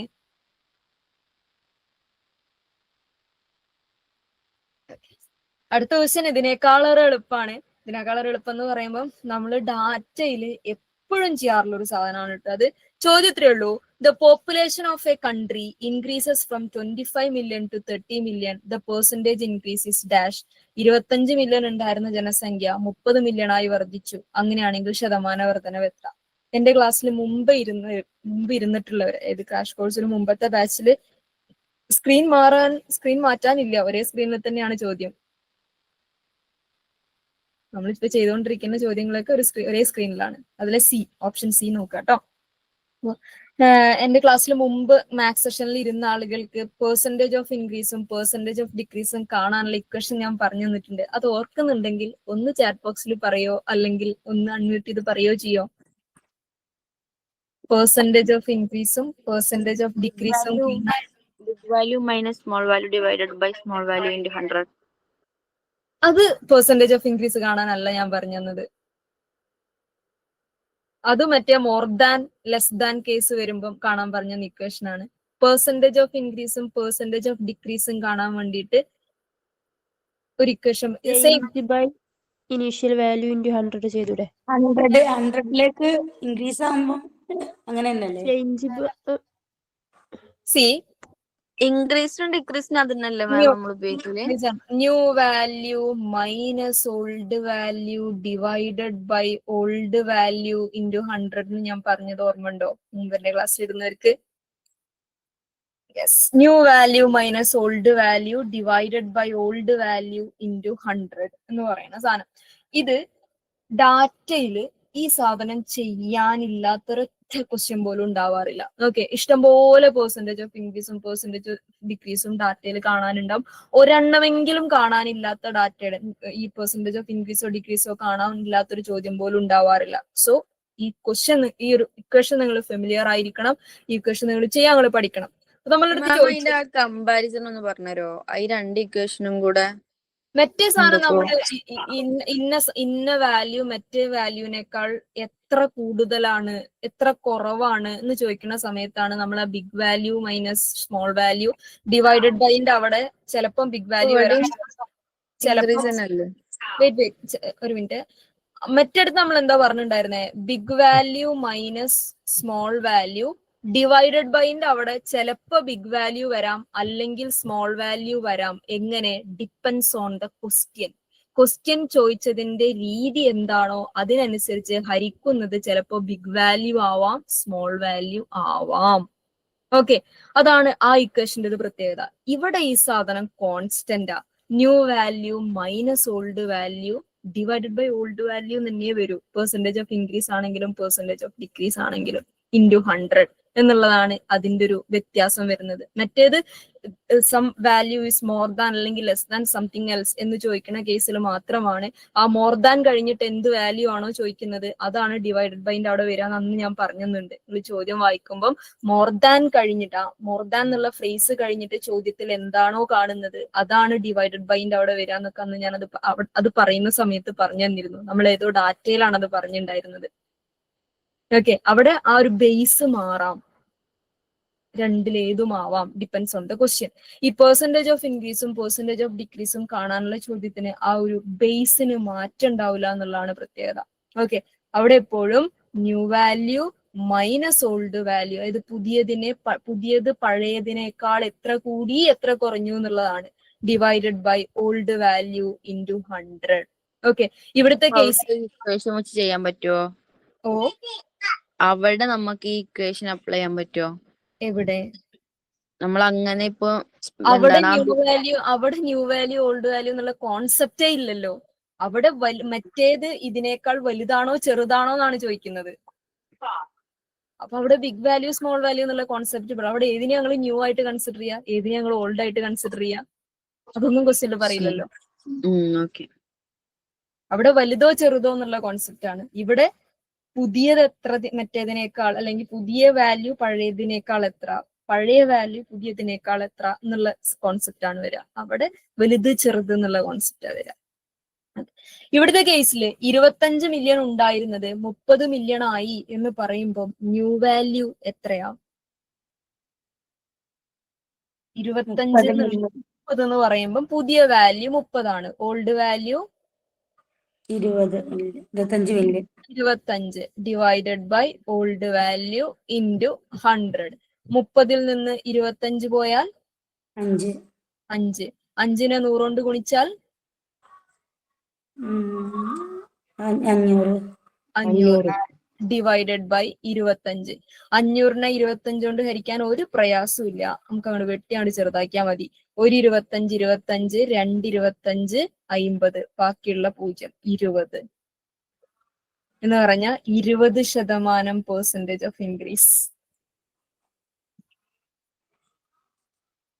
സത്യോ? ആർക്കെങ്കിലും എവിടെയെങ്കിലും കൺഫ്യൂസിങ് ആയിട്ടുണ്ടെങ്കിൽ ബാക്കിയുള്ളവർ എന്ത് വിചാരിക്കുന്നു വിചാരിച്ചിട്ട് ചോദിക്കാതെ നിൽക്കരുത്. ബാക്കിയുള്ളവര് എന്ത് വിചാരിച്ചാലും നമ്മുടെ വിഷയമല്ല. കാരണം നമ്മൾ റാങ്ക് കിട്ടാനൊന്നും എഴുതുന്ന സാധനമല്ല. നമുക്കൊരു സെർട്ടൈൻ സ്കോറിൽ എത്തിയാൽ നെറ്റോ ജാറഫ് കിട്ടും. ഓക്കെ, അതിന് ബാക്കിയുള്ളവർ എന്ത് വിചാരിക്കുന്നു നമ്മുടെ ഒരു കോൺസെപ്റ്റേ അല്ല. എത്ര ചെറിയ ഡൗട്ട് ആണെങ്കിലും ചോദിക്കാം. ഞാനൊന്നും വിചാരിക്കില്ല. ഇത് ഇത്ര സിമ്പിൾ ആയിട്ട് ചെയ്യാൻ കഴിയും. പക്ഷെ വേറെ ക്വസ്റ്റ്യൻ ഒക്കെ വരുമ്പോ ഈ ഇക്വേഷൻ അപ്ലൈ ചെയ്യുമ്പോ ഒന്നും ആലോചിക്കില്ല. പെർസെന്റേജ് ഓഫ് ഇൻക്രീസ് എന്നോ പെർസെന്റേജ് ഓഫ് ഡിക്രീസ് എന്നോ ക്വസ്റ്റ്യനിൽ കണ്ട ഈ ഇക്വേഷൻ അല്ലാതെ വേറെ ഇക്വേഷൻ അവിടെ ചെയ്യാനില്ല. പെർസെന്റേജ് ഓഫ് ഇൻക്രീസ് കാണാം. രണ്ടും സെയിം തന്നെയല്ലേ? Equation new value minus old value by old value into 100 എന്നോ? ഡിഗ്രീസ് ഇൻക്രീസ് ഡിക്രീസ് ഇൻക്രീസും അതന്നെ. ഡിക്രീസ് ആവുന്ന സമയത്ത് എന്താ വ്യത്യാസം ഉണ്ടാവാന്നറിയോ? സപ്പോസ് 30 മില്യൺ ഉള്ളത് 25 മില്യൺ ആയി എന്നായിരുന്നു ക്വസ്റ്റ്യൻ എന്ന് വിചാരിക്കുക. അപ്പൊ ന്യൂ വാല്യൂ എന്താ? 25 കൊടുക്കണം അല്ലേ? ഓൾഡ് വാല്യൂ എന്താ? 30 കൊടുക്കണം. 30 divided by old value into 100. ഇനി ഇതിന്റെ അകത്ത് പെർസെന്റേജ് ഓഫ് ഇൻക്രീസ് ആണോ ഡിക്രീസ് ആണോ എന്ന് എങ്ങനെയാ മനസ്സിലാവാന്ന് ചോദിച്ചു കഴിഞ്ഞാൽ, വലുതിൽ നിന്ന് ചെറുത് കുറയ്ക്കുന്നതാണ് നിങ്ങളുടെ ഇക്വേഷന്റെ നാച്ചർ എങ്കിൽ അത് പെർസെന്റേജ് ഓഫ് ഇൻക്രീസും, ചെറുതിൽ നിന്ന് വലുത് കുറയ്ക്കുന്ന രൂപത്തിലാണ് നിങ്ങൾക്ക് നിങ്ങളുടെ ഇക്വേഷൻ കിട്ടിയതെങ്കിൽ അത് പെർസെന്റേജ് ഓഫ് ഡിക്രീസും ആണ്. ഇപ്പൊ നമ്മൾ രണ്ടാമത് എഴുതിയ കേസ് ചെറുതിൽ നിന്ന് വലുതല്ലേ കുറയ്ക്കുന്നത്? 25-ൽ നിന്ന് 30 കുറയ്ക്കുന്നത്. നമുക്കൊരു നെഗറ്റീവ് വാല്യൂ ആണ് കിട്ടുക. അത് പെർസെന്റേജ് ഓഫ് ഡിക്രീസ് ആണ് എന്ന് വിചാരിച്ച് നിങ്ങൾ ചെയ്യുമ്പോൾ -5 നിട്ടിട്ടൊന്നും ചെയ്യണ്ട. 5 എന്നിട്ട് ചെയ്താൽ മതി. ഓക്കെ, 5 എന്നിട്ട് ചെയ്താൽ മതി. 500/30 തന്നെ ചെയ്താൽ മതി. കിട്ടുന്ന ഒരു പെർസെന്റേജ്, ഒരു സെർട്ടൈൻ പെർസെന്റേജ് ഇപ്പൊ 19 സംതിങ് ഒക്കെ ആയിരിക്കും ഇതിന്റെ ഉത്തരം വരിക. ഓക്കെ, ഈ സാധനം പെർസെന്റേജ് ഓഫ് ഡിക്രീസ് ആണ് എന്ന് നിങ്ങളെ മൈൻഡിൽ കത്തിയാൽ മതി. ആ ഡിക്രീസ് ആണെന്ന് എങ്ങനെയാ മനസ്സിലായത്? ഇവിടെ ചെറുതിൽ നിന്ന് വലുതാണ് കുറഞ്ഞത്. ഓക്കെ, മൈൻഡിൽ ഉണ്ടായാൽ മതി. പെർസെന്റേജ് ഓഫ് ഡിക്രീസിൽ നെഗറ്റീവ് വാല്യൂ ആണ് എന്ന് മാത്രം മൈൻഡിൽ ഉണ്ടായാൽ മതി. നിങ്ങളുടെ ഉത്തരത്തിൽ എവിടെയും മൈനസ് ഇട്ട് കൊടുക്കൊന്നും വേണ്ട. ക്വസ്റ്റ്യൻ സെയിം ആണ്. അറബിക്കിന്റെ സെറ്റിലെ ക്വസ്റ്റ്യൻ നമ്മളൊക്കെ ചെയ്ത് കഴിഞ്ഞതാ? അറബിക്കിലെ ക്വസ്റ്റ്യൻ മുമ്പ് നമ്മൾ തുടക്കത്തിൽ ഏതോ മാത്സ് സെഷനിൽ നമ്മൾ ചെയ്തിട്ടുണ്ട്. എനിക്ക് ഫുള്ള് ചെയ്തി നമ്മള് ചെയ്തു എന്തെങ്കിലും മിസ് ആയിട്ടുണ്ടെങ്കിൽ ഒന്ന് പറഞ്ഞാൽ മതി. നിങ്ങളെ കയ്യിൽ ആ PDF ഉണ്ടെങ്കിൽ. ഓക്കെ. നമ്മൾ ആ അറബിക്കിൻ്റെത് കഴിഞ്ഞ് പിന്നെ ഇംഗ്ലീഷിലേക്ക് വന്നു എന്നാണ് എൻ്റെ ഒരു ഓർമ്മ. അറബിക്കാണ് ആദ്യം ചെയ്തത് എന്നാണ് എൻ്റെ ഒരു ഓർമ്മ. ഒന്ന് നോക്കിയിട്ടൊന്ന് പറഞ്ഞാൽ മതി അത് മിസ് ആയിട്ടുണ്ടെന്നുണ്ടെങ്കിൽ. മിസ്സേ, പിന്നെ ഈ new value minus old value by old വാല്യൂക്ക് പകരം എവിടെയെങ്കിലും ന്യൂ വാല്യൂ വരുന്ന ഇക്വേഷൻ ഉണ്ടോ? ബൈ ന്യൂ വാല്യൂ വരൂല. പെർസെന്റേജ് ഓഫ് ഇൻക്രീസിലോ പെർസെന്റേജ് ഓഫ് ഡിക്രീസിലോ ബൈ ന്യൂ വാല്യൂ വരൂല. എപ്പോഴും ഓൾഡ് വാല്യൂ തന്നെ വരാ? ഓൾഡ് വാല്യൂ വരാ. ഞാനൊരു ഡാറ്റന്റെ ഒരു ക്വസ്റ്റ്യൻ ചെയ്തപ്പോഴേ അവിടെ ആൻസർ കീൽ അങ്ങനെയാ കണ്ടത്. അവിടെ അത് മറ്റേ കേസ് ആയിരിക്കും. ബിഗ് വാല്യൂ സ്മോൾ വാല്യൂന്റെ കേസ് ആയിരിക്കും മിക്കവാറും. അതെ, അങ്ങനെയുള്ള ഒരു കൺട്രി തമ്മിലുള്ളത്. അതാണ് ഞാൻ നേരത്തെ പറഞ്ഞ സാധനം. നേരത്തെ മറ്റേ പുള്ളിക്ക് പറഞ്ഞു കൊടുത്ത സംഭവം. അത്തരം കേസിൽ big value minus small value divided by ചിലപ്പോ ബിഗ് വാല്യൂ വരാം, അല്ലെങ്കിൽ സ്മോൾ വാല്യൂ ഡിവൈഡഡ് ബൈ ഇതിൽ രണ്ടിലേതും വരാം. അതെങ്ങനെ മനസ്സിലാക്കുക? ചോദ്യത്തിന്റെ സെന്റൻസ് അവരെങ്ങനെയാണോ സ്ട്രക്ചർ ചെയ്തത് അതിനനുസരിച്ചേ മനസ്സിലാവാൻ പറ്റുള്ളൂ. ആ ഒരു കേസിൽ മാത്രം. ചോദ്യം എങ്ങനെയാണോ സ്ട്രക്ചർ ചെയ്തത്, എന്താണോ ചോദ്യത്തിൽ ചോദിച്ചത്, അതിനനുസരിച്ച് ഇതിന്റെ ബേസ് അങ്ങോട്ടും ഇങ്ങോട്ടും മാറും. ചിലപ്പോൾ ബിഗ് വാല്യൂ ആവാം, ചിലപ്പോൾ സ്മോൾ വാല്യൂ ആവാം. ബിഗ് വാല്യൂമായിട്ടാണ് കമ്പയർ ചെയ്യേണ്ടത് എന്നുള്ളൊരു ടൈപ്പ് ഓഫ് ക്വസ്റ്റ്യൻ ആണ് ചോദിച്ചെങ്കിൽ ഡിവൈഡ് ബൈയിൽ ബിഗ് വാല്യൂ ആണ് വരിക. സ്മോൾ വാല്യൂ ആയിട്ട് കമ്പയർ ചെയ്യുന്ന ടൈപ്പ് ക്വസ്റ്റ്യൻ ആണ് ചോദിച്ചെങ്കിൽ ഡിവൈഡ് ബൈ സ്മോൾ വാല്യൂ ആണ് വരിക. അതിന് പൊതുവെ ഞാൻ മുമ്പ് ക്ലാസ്സിൽ പറഞ്ഞു കൊടുത്തൊരു സാധനം ഉണ്ട്. മോർ ദാൻ അല്ലെങ്കിൽ ലെസ് ദാൻ എന്നുള്ള കോൺസെപ്റ്റ് ആണ് അവിടെ വരിക. ഈ മോർ ദാൻ അല്ലെങ്കിൽ ലെസ് ദാൻ എന്നുള്ള ഫ്രേസ് കഴിഞ്ഞിട്ട് ഏത് വാല്യൂ ആണോ പറഞ്ഞിട്ടുള്ളത് അതാണ് ബേസ് ആയിട്ട് വരാമെന്ന് ഞാൻ പറഞ്ഞു കൊടുത്തിട്ടുണ്ടായിരുന്നു. പിന്നെ ഈ കമ്പാരിസൺ വരുമ്പോ അധികം ഈ ഒരു big value minus small value ഈ ഒരു ഇക്വേഷൻ ആണോ ഉപയോഗിക്കുക അധികവും? ഈ ഇക്വേഷൻ ആണ് വരിക. വേറെ എവിടെയാ ഈ ഇക്വേഷൻ ഉപയോഗിക്കുക? ഈ പെർസെന്റേജിന്റെ അല്ലാത്ത big value minus small value എന്നുള്ള ഇക്വേഷൻ നമ്മുടെ ഒരു എളുപ്പത്തിന് വേണ്ടി ഈ ന്യൂ വാല്യൂ ഓൾഡ് വാല്യൂ നമ്മൾ ഉണ്ടാക്കിയൊരു സാധനമാണ്. ഓക്കെ, മനസ്സിലാവാൻ വേണ്ടിയിട്ട് നമ്മൾ ഉണ്ടാക്കിയൊരു സാധനമാണ്. ഇതല്ലാതെ വേറൊരു കേസിലും ഇത് ആവശ്യം വരില്ല. കമ്പാരിസണിലും പെർസെന്റേജ് ഓഫ് ഇൻക്രീസും ഡിക്രീസും ഉള്ളത് ഈ ഇക്വേഷനെ വേറെ എവിടെയും ഉപയോഗിക്കാൻ പറ്റില്ല. പിന്നെ ഈ രണ്ട് സാധനങ്ങളും സ്ഥിരമായിട്ട്, especially new value minus old value എന്നുള്ള ഇക്വേഷൻ ഡാറ്റയിൽ അതില്ലാത്തൊരു ക്വസ്റ്റ്യൻ ഉണ്ടാവുകയില്ല. ഡാറ്റന്റെ ഒരുപാട് ക്വസ്റ്റ്യനിൽ ഈ സെയിം ഇക്വേഷൻ തന്നെ ഒരു ക്വസ്റ്റ്യനിൽ തന്നെ 2-3 ഇഷ്ടം പോലെ ഉണ്ടാവും, ഒരുപാട് ഉണ്ടാവും. കാരണം ഡാറ്റ ഇന്റർപ്രിട്ടേഷൻ എന്ന് പറഞ്ഞാൽ തന്നെ കൈൻഡ് ഓഫ് അനാലിസിസ് ആണ്. അപ്പൊ അനാലിസിസ് നടക്കുന്ന ഈ ക്വസ്റ്റ്യൻ ചെയ്യുന്ന സമയത്ത് എന്തെങ്കിലും ഒരു കൺഫ്യൂഷൻ ഉണ്ടെങ്കിൽ ഒന്ന് പേഴ്സണൽ മെസ്സേജ് അയക്കാൻ അലൗഡ് ആണോ? എനിക്ക് പേഴ്സണലി മെസ്സേജ് അയക്കണോണ്ട് ബുദ്ധിമുട്ടൊന്നുമില്ല. പക്ഷെ ഞാൻ റിപ്ലൈ ചെയ്യാൻ ഭയങ്കരമായിട്ട് ലേറ്റ് ആവുന്ന ഒരാളാണ്. എനിക്ക് അങ്ങനെ ഒരു പ്രശ്നമുണ്ട്. എന്താ മാമിന്റെ ക്ലാസ് കേൾക്കുമ്പോ എനിക്ക് ഒന്നും കൂടെ സാധാരണക്കാരൻ മാത്സ് ചെയ്യുന്ന ഫീലിംഗ് ഉണ്ടാവാറുണ്ട്. മറ്റേ നമുക്ക് എത്ര ആയാലും അതിന്റെ ബേസിക് മനസ്സിലാവാത്ത പോലെ ഇരിക്കും. ഞാൻ കൊറേ ChatGPT കൊടുത്ത് നോക്കൂ. ഞാൻ എന്താ വെച്ചാൽ ഒന്നാമത് കോളേജിലെ തിരക്ക്, PhDന്റെ തിരക്ക്, അങ്ങനത്തെ സാധനങ്ങള് ഇടയ്ക്ക് കൂടെ നടക്കുന്നതുകൊണ്ട് പലപ്പോഴും ഞാൻ ഈ മെസ്സേജുകൾ ഈ അൺറീഡ് മെസ്സേജിന്റെ അകത്ത് കുടുങ്ങിപ്പോവും. പിന്നെ പുതിയ മെസ്സേജ് വരുമ്പോൾ അതൊക്കെ പഴയ മെസ്സേജിലേക്ക് ആയിപ്പോവും. പറ്റുമെങ്കിൽ എന്നൊരു ഏത് സമയത്തപ്പൊ പറയാം, രാവിലെ ഒക്കെ വിളിക്കേണ്ടി വരും. രാവിലെ എന്ന് പറയുമ്പം ഒരു 4 മണിക്കും 6 മണിക്കും ഇടയ്ക്കുള്ള ഒരു സമയത്തൊക്കെ വിളിച്ചാൽ ഞാൻ അവൈലബിൾ ആയിരിക്കും.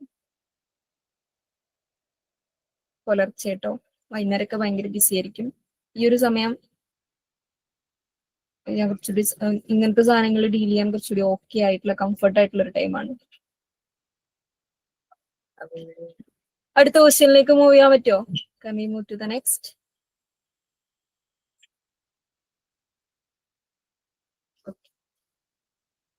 ഇനി അവസാനത്തെ ക്വസ്റ്റ്യൻ 1.14 എക്സ്പ്രസ്ഡ് ആസ്. അപ്പൊ നമ്മളിത് എങ്ങനെയൊക്കെ കണക്ട് ചെയ്തേ? A നമ്മള് 4ഉമായിട്ട് കണക്ട് ചെയ്തു, B നമ്മള് എന്തുമായിട്ടാ കണക്ട് ചെയ്തിട്ടുണ്ടായിരുന്നേ? 21 അല്ലേ പറഞ്ഞിട്ടുണ്ടായിരുന്നേ? 21.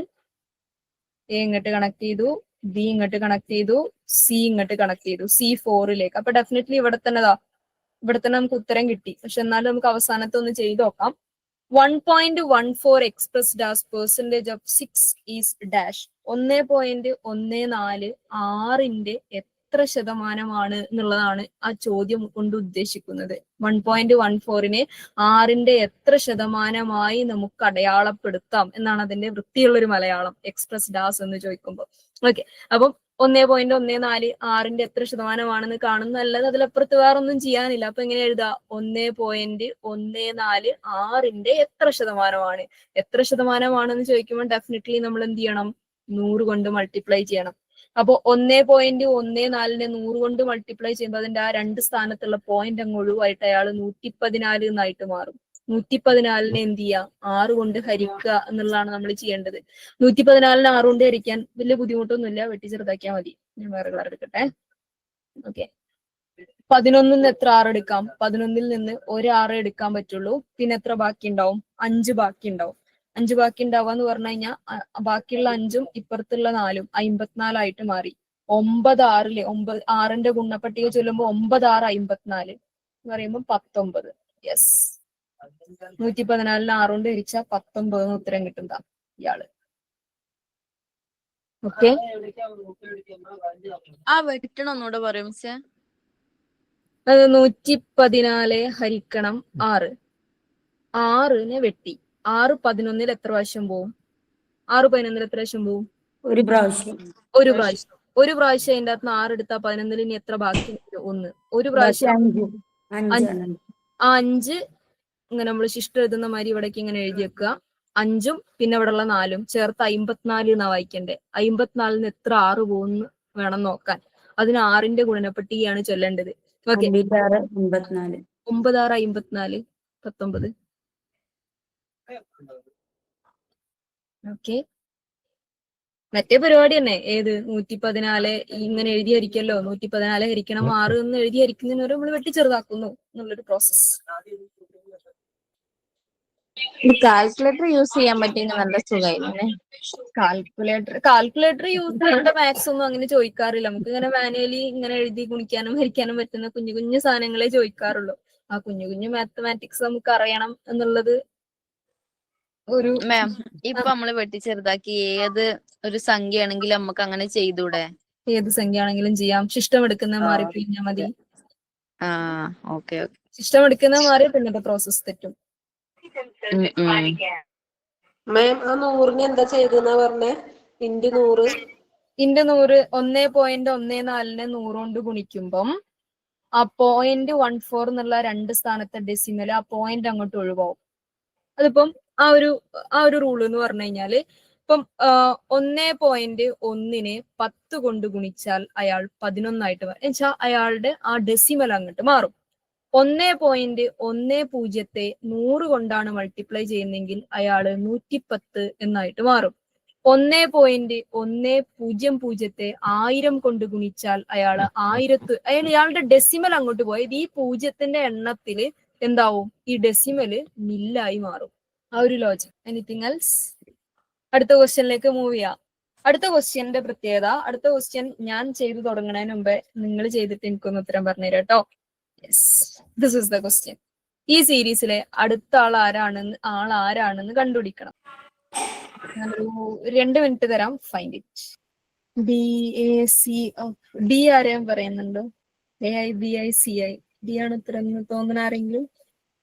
ഓക്കെ, മൊത്തത്തിൽ റെയിൻബോ കളേർഡ് ആയിട്ടുള്ള ആൻസേഴ്സ് ആണ്. ഒരുവിധം എല്ലാ ഓപ്ഷൻസും പറഞ്ഞിട്ടുണ്ട്. അപ്പൊ നമ്മൾ എന്തായാലും ഇടപെടേണ്ട ഒരു ചോദ്യമാണ്. നോക്കാം. BYD EVJ HSP KPV അടുത്ത ആൾ ആരാണ് എന്നുള്ളതാണ് ചോദ്യം. നോക്കാം. അപ്പൊ നമുക്ക് റിലേഷൻ കണ്ടുപിടിക്കുക എന്നുള്ളതാണ് നമ്മൾ ചെയ്യേണ്ട ആദ്യത്തെ പരിപാടി. നമുക്ക് ആദ്യത്തെ അക്ഷരങ്ങൾ തമ്മിലുള്ള റിലേഷൻ കണ്ടുപിടിക്കാം. ആദ്യത്തെ അക്ഷരം എന്ന് പറയുമ്പോൾ എല്ലാത്തിന്റെ ആദ്യത്തെ അക്ഷരം ബിക്ക് ഇയുമായിട്ടുള്ള കണക്ഷൻ എന്താണ്? ഇക്ക് എച്ചുമായിട്ടുള്ള കണക്ഷൻ അല്ലെ? ബിക്ക് ഇയുമായിട്ടുള്ള കണക്ഷൻ എന്താണ്? ഇക്ക് എച്ചുമായിട്ടുള്ള കണക്ഷൻ എന്താണ്? എച്ചിന് കെയുമായിട്ടുള്ള കണക്ഷൻ എന്താണ്?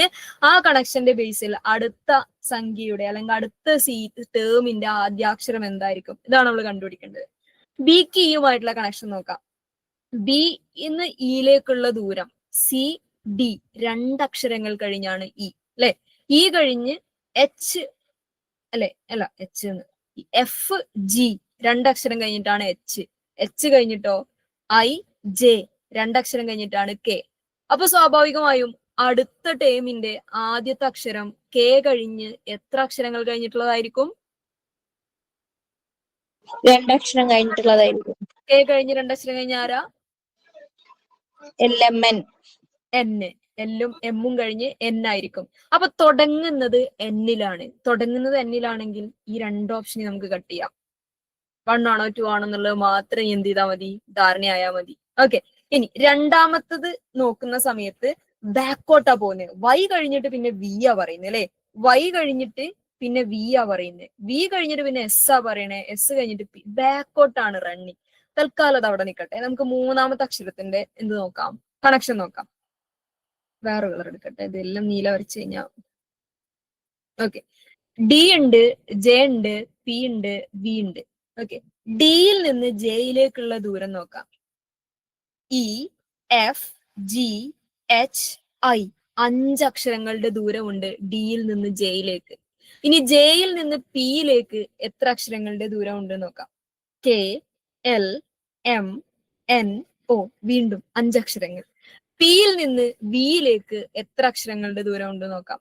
Q R S T U, again 5 അക്ഷരം. അപ്പൊ സ്വാഭാവികമായും അടുത്ത ടേമിലെ മൂന്നാമത്തെ അക്ഷരത്തിന് വിയിൽ നിന്നും എത്ര അക്ഷരങ്ങളുടെ ഡിസ്റ്റൻസ് ഉണ്ടാവും? 5. 5 അക്ഷരം. വിയിൽ നിന്ന് 5 അക്ഷരം കഴിഞ്ഞിട്ടുള്ള അടുത്ത ആളാരാ? പറഞ്ഞു നോക്കാം. വി കഴിഞ്ഞ ഡബ്ല്യു എക്സ് വൈ സെഡ്, നമ്മളെ സ്റ്റോക്ക് തീർന്നു. അപ്പൊ വീണ്ടും റൊട്ടേറ്റ് ചെയ്ത് വരണം. എ കഴിഞ്ഞ 5 എണ്ണായി അല്ലെ. W X Y Z A, 5 അക്ഷരങ്ങളായി. എ കഴിഞ്ഞ അടുത്ത ആളാരാ? എ കഴിഞ്ഞ അടുത്ത അക്ഷരാരാ? ബി. അപ്പൊ മൂന്നാമത്തെ ടേമില് ബി ആണ് വരിക. അപ്പം ഫസ്റ്റ് എന്നും ഒടുക്കം ബിയും വരുന്ന ടേമിനെ തന്നെ നമുക്ക് എടുക്കാം. അതും കട്ട് ചെയ്തു. പക്ഷെ എന്നാലും നടുക്കുള്ളതിന്റെ കണക്ഷൻ നമുക്കൊന്ന് പഠിക്കാം. നടുക്കുള്ളത് ബാക്ക്വാർഡാ വരുന്നത്. അപ്പൊ നടുക്ക് നമുക്ക് എം ആണ് അല്ലെ, എം ആയിരിക്കും വരിക. അപ്പൊ എം കഴിഞ്ഞ് ഇങ്ങോട്ട് ബാക്കോട്ട് ഉണ്ടാ, എം ഉണ്ട്, ഇവിടുന്ന് പീനെടുക്കുക, ബാക്കോട്ട് ഉണ്ട് കേട്ടോ, ബാക്കോട്ട് ഉണ്ടാ. അപ്പൊ എമ്മിൽ നിന്ന് പിയിലേക്കുള്ള ദൂരം എം കഴിഞ്ഞ് എൻ ഒ കഴിഞ്ഞ് 2 അക്ഷരം ബാക്കോട്ട് അടിച്ചിട്ടാണ് പി എടുത്തത്. ഇനി പിന്ന് ഇങ്ങോട്ടുള്ള 2 അക്ഷരം ബാക്കോട്ട്, ക്യു ആർ 2 അക്ഷരം അല്ലെ, എസ് 2 അക്ഷരം ബാക്കോട്ട്, ടി യു വി ദെൻ 2 അക്ഷരം ബാക്കോട്ട്, ഡബ്ല്യു എക്സ് വൈ. അതായത് ഈ ഒരു നടുക്കത്തുള്ള സാധനം ബാക്ക്വാർഡും തുടക്കത്തിലും എൻഡിലും ഉള്ളത് ഫോർവേഡും മൂവ് ചെയ്തിട്ടാണ് എന്ത് ചെയ്തിട്ടുള്ളത്, പോയിട്ടുള്ളത്. ക്ലിയർ ആണോ? ഇത് ലെറ്റർ സീരീസിന്റെ പ്രത്യേകതയാണ്. ലെറ്റർ സീരീസ് ഇങ്ങനെയാണ് ചോദിക്കാട്ടോ. ഇനി we are moving to the അടുത്ത ക്വസ്റ്റ്യനിലേക്ക് നമുക്ക് മൂവ് ചെയ്യാലോ അല്ലെ. Can we move to the next? Move ചെയ്യാം. എന്തെങ്കിലും ക്ലാരിഫിക്കേഷൻ ഉണ്ടെങ്കിൽ പറയണം കേട്ടോ. യെസ്. ഇത് ചെയ്ത് നോക്കാൻ എന്തെങ്കിലും പേപ്പർ തരുമോ?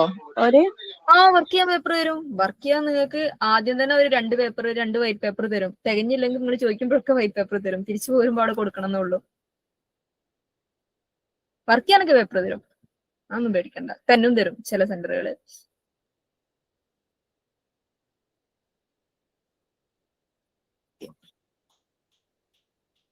അടുത്ത ക്വസ്റ്റ്യൻ പറയാണ്, 2 identical containers have milk and water in the ratio 2:1 and 3:1 respectively.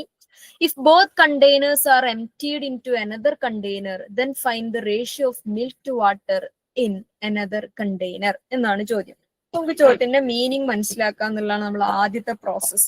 ചോദ്യത്തിന്റെ മീനിങ് മനസ്സിലാക്കുമ്പോൾ 2 അതായത് ഒരേ ഐഡന്റിക്കൽ കണ്ടെയ്നർ എന്ന് പറഞ്ഞാൽ ഒരേ സൈസും കാണാനും ഒക്കെ ഉള്ളിൽ ക്വാണ്ടിറ്റി കൊള്ളുന്നതിനും ഒക്കെ ഒരേ അളവുള്ള 2 ഐഡന്റിക്കൽ കണ്ടെയ്നറിൽ പാലും വെള്ളവും കൂടി മിക്സ്ഡ് ആക്കിയിട്ട് അല്ലെ, ആദ്യത്തെ കണ്ടെയ്നറിലും പാലും വെള്ളവും മിക്സ് ആക്കി വെച്ചിട്ടുണ്ട്, രണ്ടാമത്തെ കണ്ടെയ്നറിലും പാലും വെള്ളവും മിക്സ് ആക്കി വെച്ചിട്ടുണ്ട്. അതിലെ ആദ്യത്തെ കണ്ടെയ്നറിൽ പാലും വെള്ളവും തമ്മിലുള്ള അനുപാതം എന്ന് പറഞ്ഞു കഴിഞ്ഞാൽ 2:1 ആണ്. രണ്ടാമത്തെ കണ്ടെയ്നറിലെ മിക്സ്ചറിന്റെ അകത്തുള്ള മിശ്രിതത്തിലെ പാലും വെള്ളവും തമ്മിലുള്ള അനുപാതം, പ്രൊപ്പോർഷൻ എന്ന് പറയുന്നത് 3:1 ആണ്. അങ്ങനെയാണെങ്കിൽ if both containers are emptied into another container, ഇത് എന്താ വെച്ചാൽ ഈ 2 കണ്ടെയ്നറിലും ഉണ്ടായിരുന്ന ആ പാലിന്റെയും വെള്ളത്തിന്റെയും മിക്സ്ചർ ഉണ്ടല്ലോ, ആദ്യത്തേലും പാലും വെള്ളവും ഒരു മിക്സപ്പ് ഉണ്ട്, രണ്ടാമത്തെ കണ്ടെയ്നറിലും പാലും വെള്ളത്തിന് ഒരു മിക്സപ്പ് ഉണ്ട്, അത് മറ്റൊരു കണ്ടെയ്നറിലേക്ക് ആക്കിയിട്ട് ഈ ആദ്യത്തെ 2 കണ്ടെയ്നർ കാലിയാക്കി എന്നാണ് പറയുന്നത്. If both containers are emptied, 2 കണ്ടെയ്നറും കാലിയാക്കി. എങ്ങനെ? ഇൻ ടു അനദർ കണ്ടെയ്നർ, വേറൊരു കണ്ടെയ്നറിലേക്ക് ഇത് രണ്ടും മിക്സപ്പ് ആക്കിയിട്ട്, 2 ബോട്ടിലും കൂടി എന്ത് ചെയ്തു, വേറൊരു ടാങ്കിന്റെ അകത്തേക്ക്, വേറൊരു കാനിന്റെ അകത്തേക്ക് ഫില്ലാക്കി. ഇപ്പൊ 2 കൂടി ഒരു കാനിന്റെ അകത്താണുള്ളത്. അങ്ങനെയാണെങ്കിൽ then find the ratio of milk to water in another container. അങ്ങനെയാണെങ്കിൽ ഇത് 2 കൂടി മിക്സപ്പ് ആക്കി അങ്ങോട്ട് ഇട്ട് കൊടുത്തപ്പോ പുതിയ കണ്ടെയ്നറിൽ പാലും വെള്ളവും തമ്മിലുള്ള റേഷ്യോ എത്രയാണ് എന്നാണ് ചോദ്യം. ചോദ്യം കത്തിയിട്ടുണ്ടോ? ഓക്കെ, ഈ ഒരു ടൈപ്പ് ചോദ്യം സ്ഥിരമായിട്ട് ചോദിക്കാറുള്ളതാണ്. അതുകൊണ്ട് തന്നെ ഇതിന്റെ മെത്തേഡ്സ്, ഞാൻ ചെയ്യുന്ന സ്റ്റെപ്പുകൾ എന്ത് ചെയ്യുക, ഒന്ന് ഓർത്ത് വെക്കണം. റിപ്പീറ്റ് അടിച്ച് ചോദിക്കാറുള്ള കോൺസെപ്റ്റ് ആണ്. സംഖ്യകൾ മാറ്റിയിട്ട് ഒരേ കോൺസെപ്റ്റിനെ തന്നെ പലവട്ടം ആവർത്തിച്ച് ചോദിച്ചിട്ടുള്ള ഒരു ചോദ്യമാണ്. അപ്പൊ നോക്കാം, ചോദ്യത്തിൽ പറഞ്ഞ കാര്യങ്ങളെ നമുക്ക് എന്ത് ചെയ്യണം, മാത്തമാറ്റിക്കലി എഴുതണം. പറഞ്ഞ കാര്യങ്ങളെ മാത്തമാറ്റിക്കലി എഴുതാണ്. ഇപ്പൊ പറഞ്ഞ കാര്യങ്ങൾ എന്ന് പറഞ്ഞാൽ 2 കണ്ടെയ്നർ ഉണ്ട്, ഒരേപോലത്തെ 2 കണ്ടെയ്നർ, രണ്ടിലും വേറെ വേറെ അനുപാതത്തിലാണ്. ഇപ്പൊ കണ്ടെയ്നർ 1 ഉണ്ടാവും അല്ലെ, കണ്ടെയ്നർ 1 മിൽക്കും വാട്ടറും തമ്മിലുള്ള അല്ലെ, മിൽക്കും വാട്ടറും കൂടി കലക്കിയിട്ട് ഒരു കണ്ടെയ്നറിൽ ഒഴിച്ചിട്ടുണ്ട്. അതില് ആദ്യത്തെ കണ്ടെയ്നറിൽ മിൽക്കും വാട്ടറും തമ്മിലുള്ള റേഷ്യോ എന്ന് പറഞ്ഞാൽ 2:1 ആണ്. ഇനി രണ്ടാമത്തെ കണ്ടെയ്നർ ഉണ്ട്, രണ്ടാമത്തെ കണ്ടെയ്നറിൽ മിൽക്കും വാട്ടറും തമ്മിലുള്ള റേഷ്യോ എന്ന് പറഞ്ഞു കഴിഞ്ഞാൽ 3:1 ആണ്. ഓക്കെ, ഇത് ചോദ്യത്തിൽ പറഞ്ഞ സാധനമാണ്. ഇത് രണ്ടും കൂടിയാണ് വേറെ ഒന്നിന്റെ അകത്തേക്ക് എന്ത് ചെയ്യുന്നത്, ഒഴിച്ചു വെക്കുന്നത്. അപ്പൊ ഇനി ഇവിടുന്ന് അങ്ങോട്ട് മൂവ് ചെയ്യണമെങ്കിൽ നമ്മൾ ഇതിനെ എന്ത് ചെയ്യണം, നമ്മൾ ഇതിനെ ഒന്ന് അറേഞ്ച് ആക്കണം. അറേഞ്ച് ആക്കുക എന്ന് പറയുമ്പം കണ്ടെയ്നർ 1 എത്ര മിൽക്കും എത്ര വാട്ടറും ഉണ്ട് എന്നുള്ള സാധനത്തിലേക്ക് നമ്മളൊന്ന് ആലോചിച്ച് വെക്കാം. ഓക്കെ, അതായത് കണ്ടെയ്നർ 1 എത്ര മിൽക്ക് ഉണ്ട്, ടോട്ടൽ മിശ്രിതത്തിന്റെ എത്ര ഭാഗം മിൽക്ക് ആണെന്ന് ചോദിക്കുമ്പോൾ നമുക്ക് എങ്ങനെ എഴുതാൻ പറ്റണം, 2/3 എന്ന് എഴുതാൻ പറ്റണം. ഈ 2 എവിടുന്ന് വന്നതാ, 2 ഇതാ ഇവിടുന്ന് മിൽക്കിന്റെ 2, 3 എവിടുന്ന് വന്നതാ, ഈ ടോട്ടൽ മിശ്രിതത്തിന്റെ 2 ഭാഗം മിൽക്കാണ് എന്നുള്ളതാണ് അതിന്റെ അർത്ഥം, 2/3. അങ്ങനെയാണെങ്കിൽ അതേ മിശ്രിതത്തിലെ വാട്ടർ എത്രയായിരിക്കും, നിങ്ങളൊന്ന് പറഞ്ഞേ. കണ്ടെയ്നർ 1 വാട്ടർ എത്രയായിരിക്കും? ഓപ്ഷൻ 1/3. 1/3. ഓക്കെ, ഇനി കണ്ടെയ്നർ 2 മിൽക്കിന്റെ പ്രൊപ്പോർഷൻ ഒന്ന് പറഞ്ഞേ. 3/4. 3/4. Very good. വാട്ടറിന്റെയോ? 1/4. 1/4. Okay, very good. ഈ സാധനമാണ് എന്ത് ചെയ്യുന്നത്, വേറൊരു കണ്ടെയ്നറിന്റെ അകത്തേക്ക് ഫില്ലപ്പ് ചെയ്യുന്നത്. എന്നിട്ട് എന്ത് ചെയ്തു, പുതിയ മിക്സ്ചർ ഉണ്ടാക്കി ന്യൂ കണ്ടെയ്നറിന്റെ അകത്തേക്ക്, ന്യൂ കണ്ടെയ്നർ കേട്ടോ, NC means new container, new കണ്ടെയ്നറിലേക്ക് ആക്കി. ന്യൂ കണ്ടെയ്നറിലേക്ക് ആക്കിയ സമയത്ത് ഓക്കെ, ന്യൂ കണ്ടെയ്നറിലേക്ക് രണ്ട് കണ്ടെയ്നറിൽ ഉണ്ടായിരുന്ന ആദ്യത്തെ 2 കണ്ടെയ്നറിൽ ഇതിലേക്ക് കമിഴ്ത്തുന്നുണ്ട്.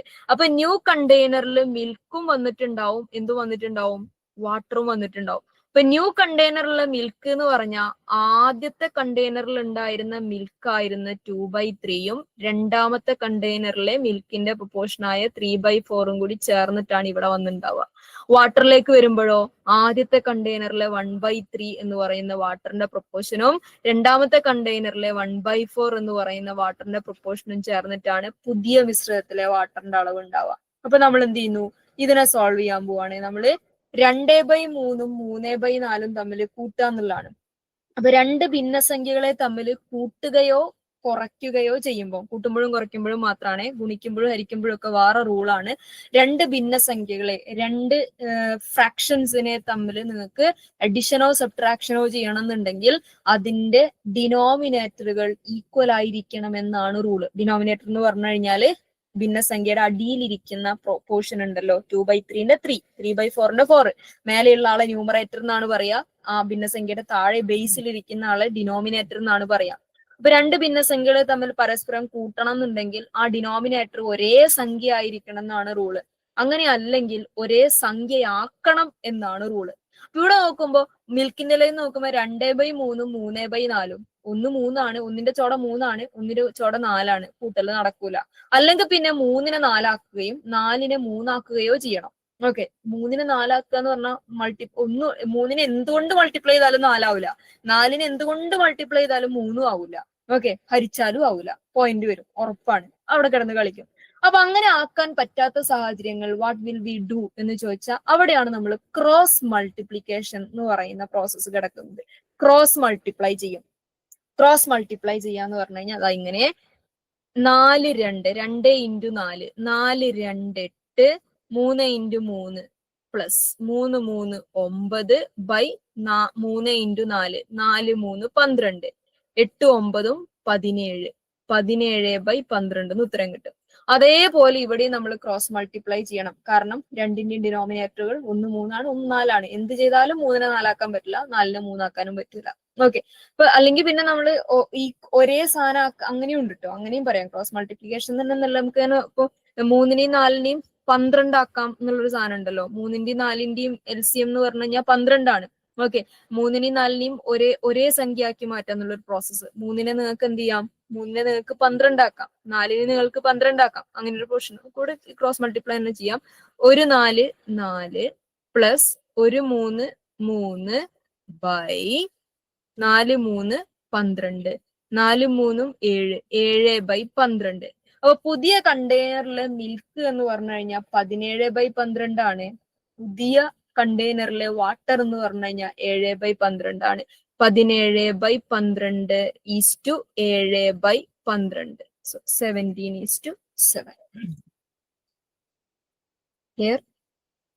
ഒറ്റ കാര്യം ഒന്നും കൂടെ ഇതൊന്ന് ജസ്റ്റ് ഒന്ന് പറയാൻ പറ്റുമോ? ഇടയ്ക്കിടയ്ക്ക് കട്ടായി പോയിട്ട് ക്ലിയർ ആയി. 2 കണ്ടെയ്നറിൽ ഉണ്ടായിരുന്ന പാലിന്റെയും വെള്ളത്തിന്റെയും മിശ്രിതം മൂന്നാമതൊരു കണ്ടെയ്നറിന്റെ അകത്തേക്ക് കമിഴ്ത്തുന്നു എന്നാണ് പറഞ്ഞത്. ആ മൂന്നാമത് കമിഴ്ത്തിയ കണ്ടെയ്നറിന്റെ അകത്ത് പാലും മിൽക്കും തമ്മിലുള്ള പുതിയ റേഷ്യോ എത്രയാണെന്നാണ് ചോദ്യം. ഇപ്പൊ കണ്ടെയ്നർ 1ല് 2:1 മിൽക്കും വാട്ടറും കിടക്കുന്നത്. കണ്ടെയ്നർ 2ല് 3:1 മിൽക്കും വാട്ടറും കിടക്കുന്നത്.